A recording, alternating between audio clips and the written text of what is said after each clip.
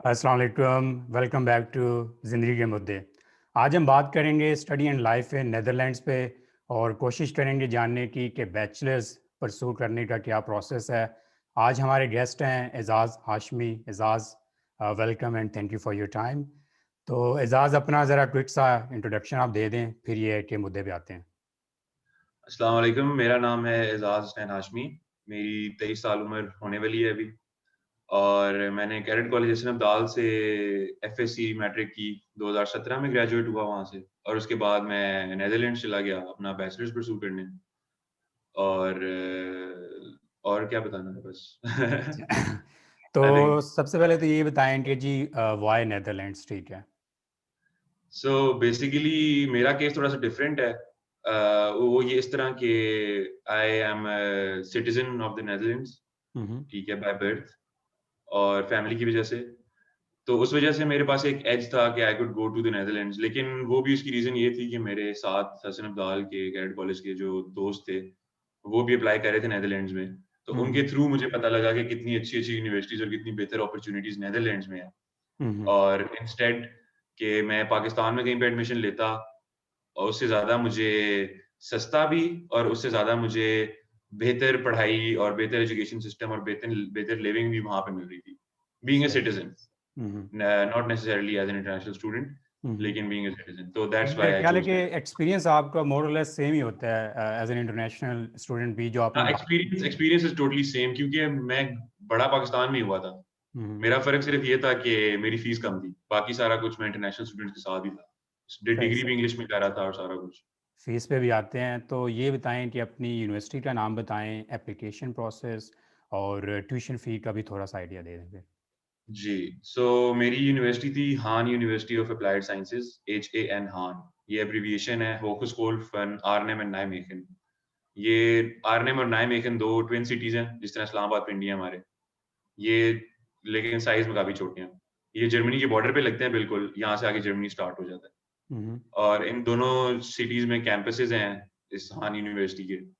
सो ये बेसिकली एक applied sciences university है। तो हम्म। फिलहाल भी सबसे पहले एक बात है जो बहुत ज़रूरी है जानने के लिए before applying to the Netherlands, वो ये है कि वहाँ पे 2 किस्म की यूनिवर्सिटीज़ होती हैं, और ये बात मुझे नहीं पता थी, जिसकी वज़ह से मेरे 6 महीने ज़ाया हुए थे शुरू के। हम्म। तो वो ये सीन है कि एक होती है रिसर्च यूनिवर्सिटी, ये जो आप डेल्फ्ट, TU डेल्फ्ट आप सुनते हैं, ठीक है? हम्म। आप यूनिवर्सिटी ऑफ एम्स्टर्डम सुनते हैं, एरास्मस यूनिवर्सिटी रॉटरडैम, बड़े-बड़े नाम हैं, बहुत कमाल यूनिवर्सिटीज़ हैं ये। लेकिन इनका ये सीन है कि ये रिसर्च यूनिवर्सिटीज़ हैं, 3 साल की डिग्री कराती हैं आपको, ठीक है?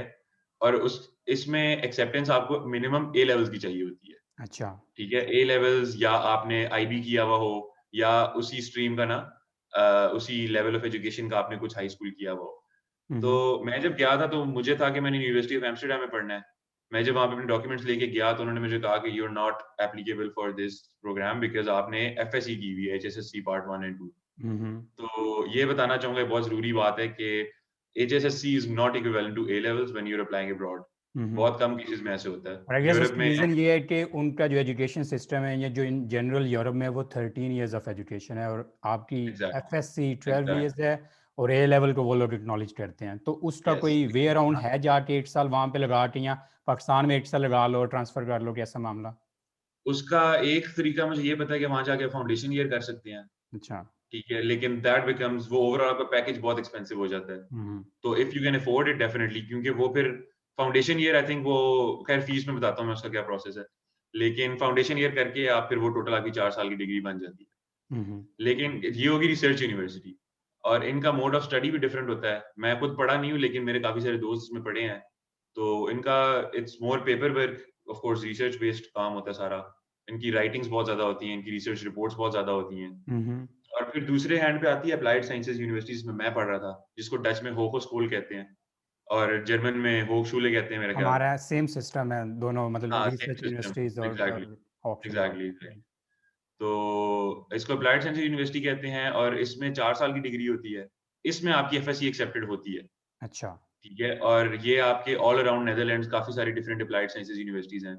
मेरे हिसाब से अप्लाइड साइंसेज़ में नंबर 1 पे आरएनएम वाली थी, हान यूनिवर्सिटी, हम्म। बिकॉज़ ऑफ उनका जो प्रोसेस है सारा, वो वहाँ के लोगों के लिहाज से, वहाँ पे इंटरनेशनल एक्सपोज़र के लिहाज से, और Arnhem as a city to live in के लिहाज से। हम्म।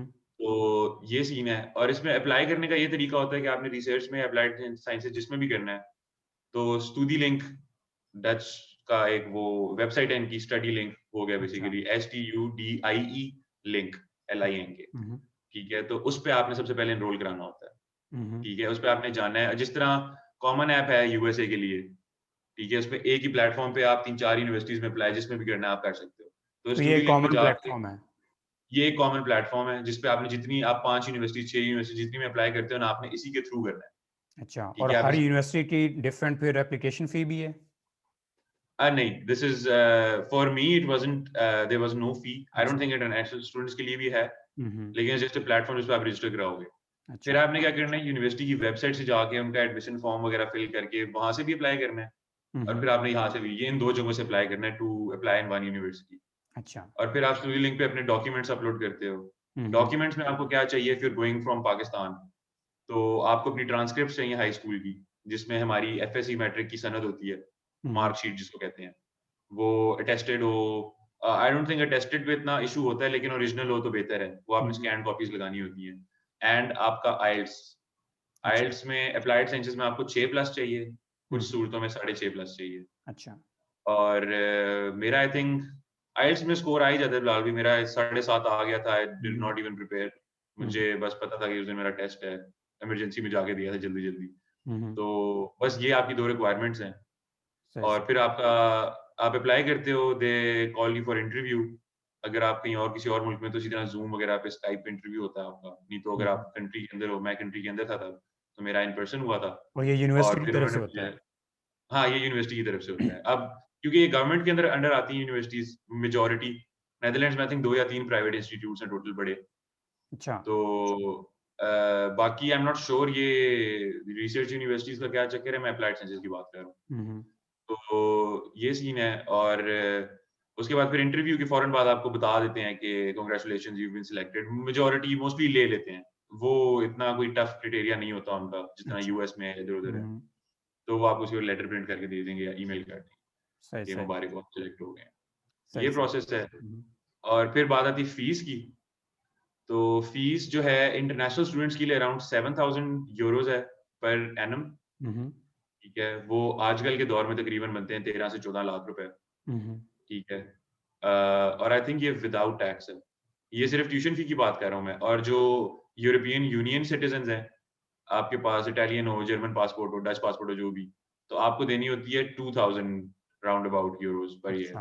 हम्म। तो ये फ़र्क है, मतलब 5,000 यूरो का फ़र्क यहीं से पड़ जाता है। तो हम्म। अगर मैं तो वैसे यही कहूँगा कि अगर कोई पाकिस्तानी जो ये देखे, if they hold an EU passport, definitely go to the Netherlands. आपको बहुत सस्ती पढ़ाई पड़ेगी वहाँ पे, और हम्म। आप, लाइफ आपकी बेसिकली चेंज हो जाएगी।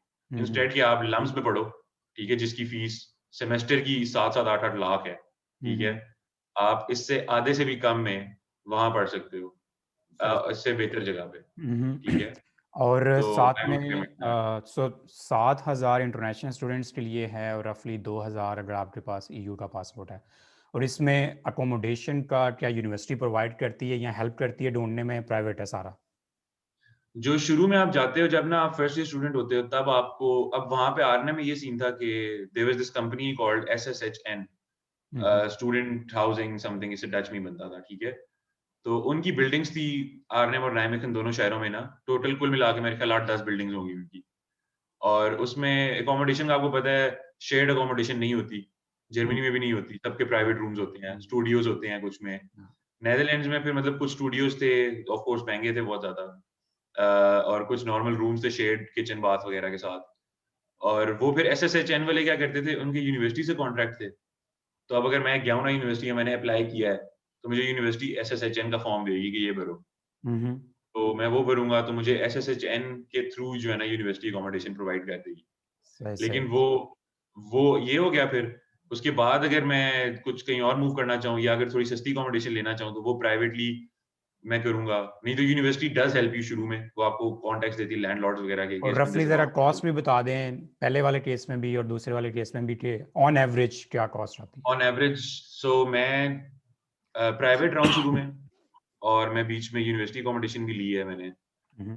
तो मेरा, depending on your own budget, आपको ना 250 से 300 यूरो के दरमियान आपको एक छोटा सा कमरा मिल जाता है, क्योंकि नेदरलैंड्स रियल एस्टेट और रेंट्स के मामले में बहुत महंगा है कंपेयर टू जर्मनी। और 200-250 में आपको बहुत छोटा सा कमरा मिल जाएगा जिसमें आपका सिंगल बेड आ जाएगा, ठीक है, 200 में तो नहीं, 250-300 में, सॉरी। सिंगल बेड आ जाएगा, एक छोटा सा स्टडी टेबल आ जाएगा और एक छोटी सी अलमारी सी आ जाएगी और 5-6 कदम चलने की जगह होगी उसके अंदर। 5-6 मतलब कदम। हाँ, बहुत छोटे-छोटे कमरे भी हैं वहाँ पे। अच्छा, सही तो सही। अगर आपने गुज़ारा ही करना है, तो हाँ। आप ऐसे कर सकते हो। लेकिन अब मैं 6 फुट 3 इंच मेरा कद है, तो मैं पूरा नहीं आता था उन कमरों में। और हाँ। वैसे भी तो पार्ट टाइम जॉब वगैरह करके आप कमा सकते हो अगर इतना, तो go for an more expensive. मैंने 350 पे किया था पहले साल में, इट वाज़ फेयरली बिग। और डबल बेड उसमें आता था और काफ़ी खुला कमरा था। फिर स्टूडेंट अकोमोडेशन के लिए मैंने 420 यूरोज़ पे किए थे per month, inclusive, all inclusive. और वो अच्छा कमरा था, उसमें किचन भी था मेरे पास और इट वाज़ प्रीटी बिग और स्टूडेंट बिल्डिंग में था। तो सही राउंड सही। अबाउट आप यही एस्टिमेट लगा सकते हैं कि 350 से 450 के दरमियान में ना you can get a good enough room, और अपना बड़ा रूम। खर्चा डाल के रफली 500 पर माह आप कह सकते हो गुजार। 500 अगर आप डाल देना तो 500 में आप जन्नत में रह सकते हैं। अच्छा अच्छा। सही हाँ, सही। 500 में तो आप स्टूडियो अपार्टमेंट ले सकते हैं एक अच्छा। सही सही, बेहतरीन। तो एजाज भाई नेदरलैंड्स पहुंच गए, ठीक है, अब पहुँच आते हैं गए। एजुकेशन सिस्टम पे। जी सर। एजुकेशन सिस्टम के बारे में ज़रा बताएं, क्योंकि बहुत डिफर करता है ये विद इन यूरोप भी, एक कंट्री से दूसरी कंट्री में। CGPA है, ज़्यादा थ्योरी ओरिएंटेड है या प्रोजेक्ट बेस्ड लर्निंग है? तो ज़रा एजुकेशन सिस्टम का और ग्रेडिंग का भी ब्रीफ आइडिया दे दें। जी, जी, बिल्कुल। सो प्यार भाई, आई डोंट नो, जर्मनी का एग्ज़ैक्टली मुझे याद नहीं है कैसा था, लेकिन नीदरलैंड्स का ये सीन है कि it is more applied sciences university में, it is more practical based learning. वो इस तरह से कि अब फ़र्ज़ करें, अब सेमेस्टर के ना क्वार्टर्स बने हुए हैं। पहले क्वार्टर में ना हम लोगों ने पढ़ी है मैनेजमेंट पढ़ी है, स्टैट्स पढ़ी है, because I was studying international business management, hmm. ठीक है? तो सब्जेक्ट्स मेरे अकाउंटिंग एंड फाइनेंस है, मैनेजमेंट है और स्टैट्स है, ये 3 मेन सब्जेक्ट्स हैं। सही है, बाकी साथ वो बिज़नेस इंग्लिश और उस तरह के जो 2-3 सब्जेक्ट्स होते ही हैं कंपल्सरी।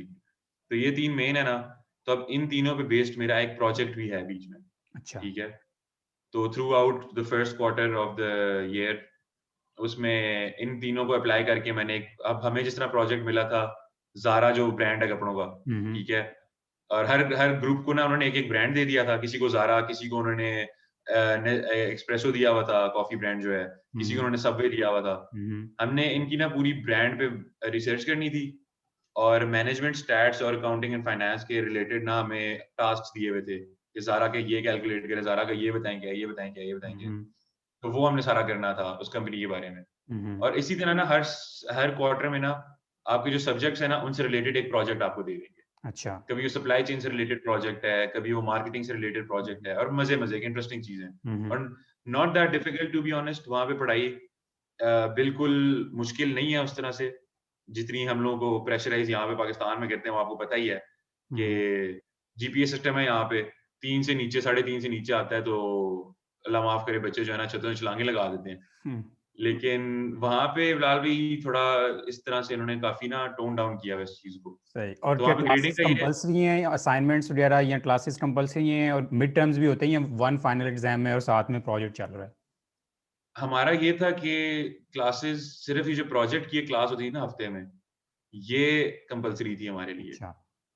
मतलब बाकी अटेंडेंस टीचर्स लेते थे, लेकिन इफ यू डोंट गो तो it wouldn't become a big issue. हाँ। ये नहीं करते थे कि एग्ज़ाम में नहीं बैठने देंगे। हम्म। तो प्रोजेक्ट का ये होता था कि you could only miss 1 class पर सेमेस्टर, अच्छा। कोई इमरजेंसी अगर आपकी है तो। हम्म। तो ये था, और वरना आपके मार्क्स डिडक्ट होंगे, आपको प्रोजेक्ट दोबारा करना पड़ेगा। हम्म। लेकिन सिर्फ़ प्रोजेक्ट की बेसिकली अटेंडेंस आपको ज़रूरी होती थी। अच्छा। बाकी सब्जेक्ट्स की डिडन्ट रियली मैटर, और असाइनमेंट्स वो तो ज़ाहिर-सी बात है, वो ड्यू डेट, ड्यू टाइम पे आपने जमा करानी है। और मिड और टर्म वो भी वगैरह है अंदर? मिड टर्म्स नहीं होते थे, हम्म। उधर सिर्फ फाइनल एग्ज़ाम्स होते थे। हाँ, अच्छा। मिड टर्म्स होते थे बल्कि, लेकिन यहाँ पे होता है ना कि एक ही सब्जेक्ट का पहले मिड होता है और फिर उसी सब्जेक्ट का फाइनल होता है। हम्म। लेकिन वहाँ पे ये था कि क्वार्टर्स वाला सिस्टम बता रहा हूँ ना मैं, तो पहले क्वार्टर में हमने 3 सब्जेक्ट पढ़े, उनका फिर वो मिड टर्म एग्ज़ाम्स हो गए, तो वो बेसिकली उन सब्जेक्ट्स के फाइनल्स ही होते थे। हम्म। अब stats, management, accounting and finance पढ़ी आधे हम्म। सेमेस्टर में। अच्छा। अगले आधे सेमेस्टर में हमने पढ़ी मार्केटिंग और सप्लाई चेन मैनेजमेंट, तो उनसे रिलेटेड प्रोजेक्ट अलग से, और इनके फिर फाइनल्स सेमेस्टर के एंड पे। सही सही सही, बेहतरीन। तो ये है कि मैं ऑडियंस के लिए ज़रा समराइज़ कर देता हूँ कि एप्लीकेशन प्रोसेस में आपके पास अब जो 2 स्टेप्स हैं कि एक आपने पहले स्टडी लिंक पे अप्लाई करना है और उधर अपने डॉक्यूमेंट्स भी अपलोड करने हैं, और फिर ये है कि जो आपकी पसंदीदा यूनिवर्सिटी है वहाँ जाके भी अप्लाई करना है। और ट्यूशन फ़ी आपके इंटरनेशनल स्टूडेंट्स के केस में ऑन एवरेज लेट्स से 7 से 10,000 के केस में, तुम्हारे केस में 7,000 थी, ठीक है। मेरे अकोमोडेशन और मेरे केस में अपनी 2000 हुँ। मेरे केस में 2000 थे। अच्छा, अच्छा, दो सॉरी, हाँ, 2000 तेरी यूनिवर्सिटी के केस में ना, और इन अकोमोडेशन और जनरल अपनी। स्टूडेंट्स के लिए हाँ, वो हाँ, ट्यूशन फी जो है ना वो 2000 है और इंटरनेशनल्स की 7 टू 8000। सही। तो और अकोमोडेशन और अपना सारा खर्चा-शर्चा डाल के आपका मंथली €500 में गुज़ारा हो जाता है, ठीक है? खर्चा अगर डाल लें साथ तो आप 600 तक ले जाएँ अगर आपने फुल गुज़ारा करना है। 600 का। लेकिन वो आपके लाइफ़स्टाइल पे डिपेंड करता है, आपने ट्रिप्स मारने हैं, आपने ट्रैवल करना है, अगर आपने फ़िज़ूल खर्ची करनी है हुँ, हुँ। और फ़िज़ूल खर्ची में बहुत कुछ आ जाता है, जिसमें आप खाना बाहर से खाते हो या खाना खुद बनाते हो, इस तरह की सारी चीज़ें, वो फैक्टर्स। तो 600 साढ़े 600 में आप रेंट मिला के ना गुज़ारा कर सकते हो अच्छा। सही, सही। और यूनिवर्सिटीज़ 2 किस्म की हैं, एक रिसर्च बेस्ड हैं और दूसरी आपकी ज़्यादा ये हॉक्सुल हैं जो कि ज़्यादा प्रैक्टिकल ओरिएंटेड हैं, ठीक है? और उनमें आपकी through out the semester project based learning, her subject के साथ कोई ना कोई प्रोजेक्ट चल रहा होता है। तो इन शॉर्ट आपका एक बड़ा अच्छा एक्सपीरियंस नीदरलैंड्स में हो सकता है। क्वालिटी एजुकेशन है, टॉप यूनिवर्सिटीज़ हैं इनकी। तो ये वीडियो का नीदरलैंड स्टडी एंड लाइफ का पहला हिस्सा था, ठीक है? आपको एप्लीकेशन प्रोसेस के बारे में बताना, इन जनरल एजुकेशन सिस्टम के बारे में बताना। वीडियो के सेकंड पार्ट में डिस्कस करेंगे कि स्टूडेंट लाइफ कैसी है on campus end off campus, ठीक है? आप अपने आप को फाइनेंस कैसे कर सकते हो, पार्ट टाइम जॉब्स की क्या ऑप्शंस है, टेक्निकल हो गई और साथ में आपका नॉन टेक्निकल हो गई। लैंग्वेज के बारे में बात करेंगे और करियर अपॉर्चुनिटीज़ के जी वंस यू हैव ग्रेजुएट, ठीक है? तो आज के लिए इतना ही है। अपना बहुत सारा ख्याल रखें। अल्लाह हाफ़िज़।